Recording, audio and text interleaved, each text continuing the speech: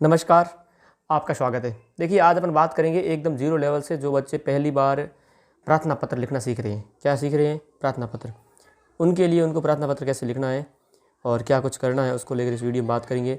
यदि आपने अभी तक प्रार्थना पत्र लिखना नहीं आता आपको तो हम आपको सिखाएंगे कि प्रार्थना पत्र कैसे लिखना है। प्रार्थना पत्र, ठीक है। तो इसके बाद है वो आप लिखना सीख जाएंगे। बहुत सिंपल लेवल तक है, ये 8वीं कक्षा तक के बच्चों के लिए है।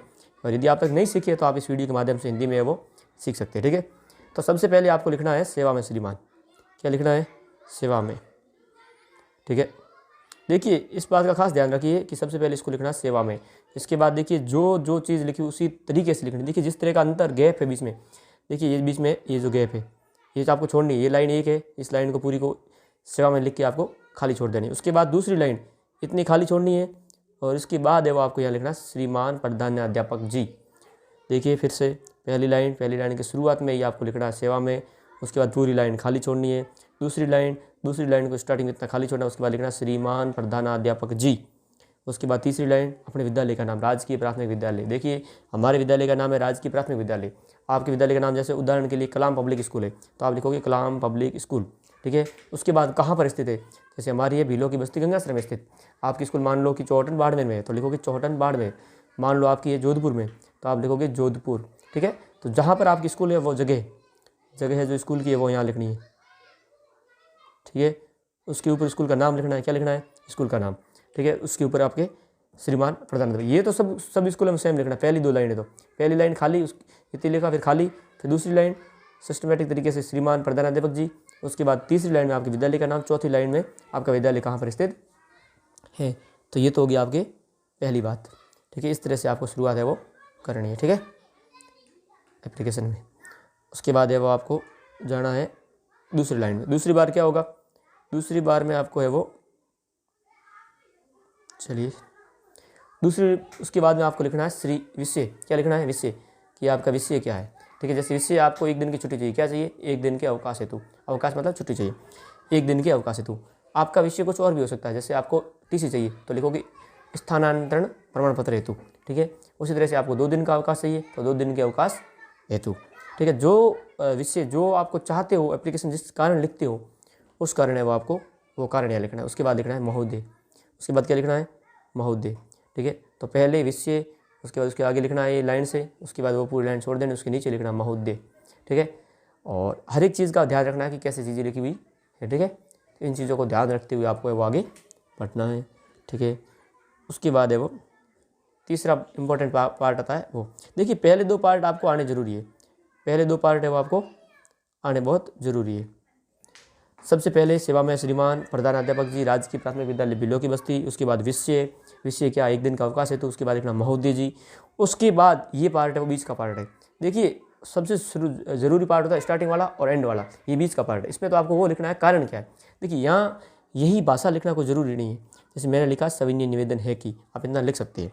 सविनय कहीं लिखा होता है नम्र निवेदन है कि, आप लिख सकते हो निवेदन है कि मेरे घर पर आवश्यक कार्य होने के कारण। क्या है?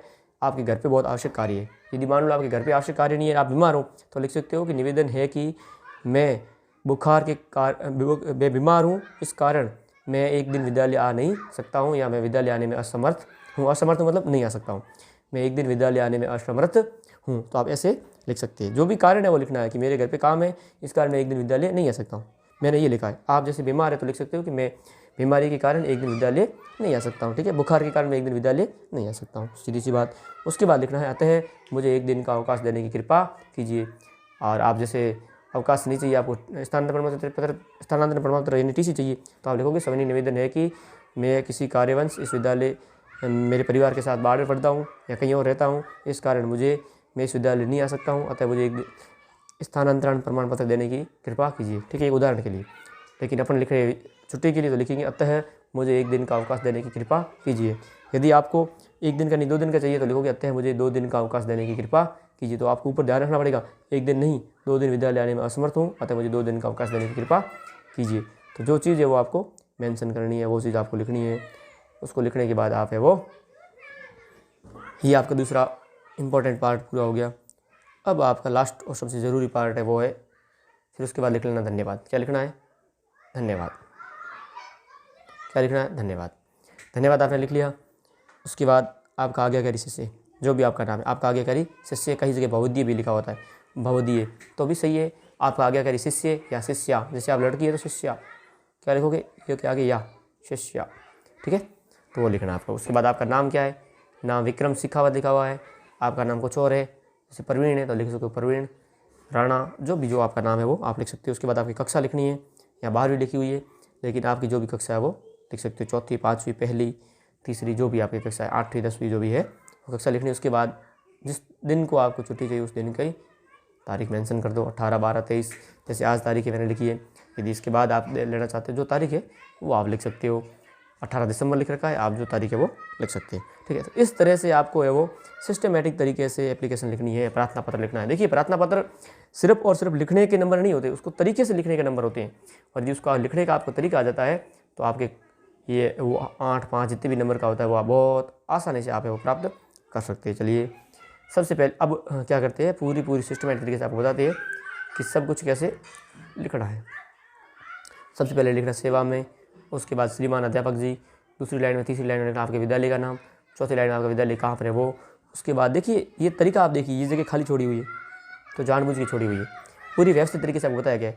पहली लाइन सेवा में श्रीमान, उसके बाद पूरी सेवा में, उसके बाद पूरी लाइन खाली, उसके बाद दूसरी लाइन में श्रीमान, उसके तीसरी लाइन में आपके विद्यालय का नाम, चौथी लाइन में आपके कहाँ पर है वो विद्यालय, कहाँ पर है वो जगह, जैसे हमारे विद्यालय कहाँ है, भीलों की बस्ती गंगाश्रम है तो वो लिखा है।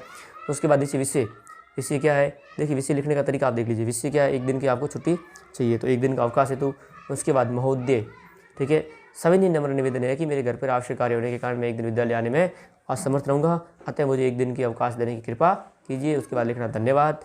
और ये जो पार्ट है वो आप यहाँ लिखे तो और अच्छी बात रहेगी। ये जो मैंने कॉलम बनाया है इस पार्ट को आप यहाँ लिखेंगे तो थोड़ा सा अच्छा रहेगा।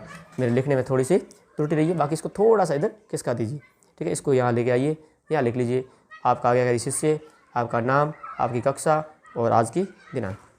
ये चीज़ें आप यहाँ लिखेंगे तो अच्छा रहेगा, ठीक है। ये चीज़ें वो आपको मेंशन करनी है। उसके बाद है वो आपका प्रार्थना पत्र है वो पूरा हो जाए, ठीक है। तो इस तरह से आपको प्रार्थना पत्र लिखना है, और आगे भी वीडियो बना के बनाते रहेंगे, आपको बताते रहेंगे किस तरह से आपको कार्य है वो करना है। इस पार्ट को है वो आप यहाँ लिख लीजिए, ठीक है। धन्यवाद। इस तरह से आपको लिखना है। देखिए इसमें कुछ रॉकेट साइंस नहीं है, इसमें कुछ अलग नहीं है। ये पहला पार्ट, ये इंपॉर्टेंट पार्ट, इसको आप सीख लीजिए। उसके बाद है वो इस पार्ट को आप सीख लीजिए। ये बीच वाला पार्ट तो बहुत आसान है, आपको लिखना ही है क्या कारण है, कि क्यों नहीं स्कूल आ रही वो कारण लिखना है। इसको यहाँ लिख लीजिए। ये आपका एप्लीकेशन है वो पूरा हो गया। धन्यवाद। चैनल को लाइक सब्सक्राइब और शेयर जरूर कर दीजिए और जुड़े रहिए।